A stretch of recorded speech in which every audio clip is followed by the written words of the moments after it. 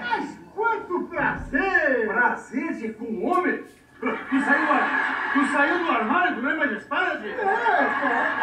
Você sumiu, cara. Ainda bem, porque eu ando assustado.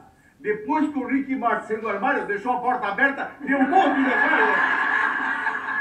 Não, eu tô... Eu continuo espada. Ainda bem, tchê. Nós falamos isso que é facão. Gorda só de um lado, né?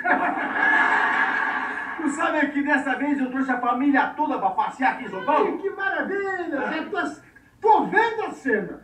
A família toda sábado do shopping. No shopping? Tu tá doido, tchê? Se eu levar a minha família toda pro shopping, chama a polícia, tchê. Vão pensar que é o tal do rolezinho.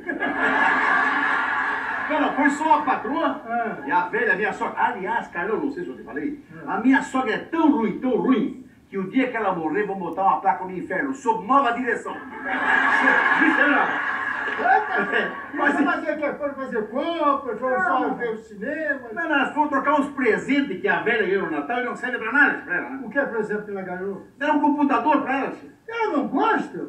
Você não sabe navegar na internet? Navegar? A velha não sabe nem nadar, rapaz.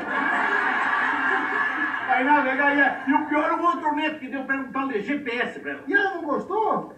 Mas, meu Deus, com o GPS você vai pra qualquer lugar. Carol, na idade da minha sogra, o único caminho que ela deve conhecer, e já conhece, é do quarto pro banheiro. Vai até no apagar. Mas se ela quiser sair sozinha, ir pra rua, passear, o GPS ajuda. A minha sogra passear sozinha? Na idade dela, se ela sair sozinha, passar na frente da porta do cemitério, puxam pra dentro porque vão pensar que ela tá fugindo de casa.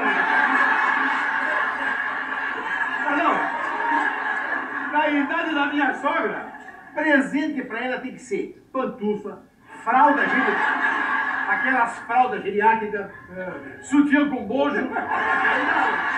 Mas é tua mulher, ela não tá com você por quê? Ah, minha mulher foi no shopping. Você disse que isso, com ela. mas depois que ela me disse que ia dar uma arrumada no corpo, na cara, tá? Pra ficar bonita, elegante. Né? Ah, já sei, vai num cirurgião plástico. Plástico, minha mulher? Não tem jeito, ela foi no macumbeiro, tio. Carol, um abraço pra ti. Eu vou porque eu tenho que me encontrar com ele. Volta, vai.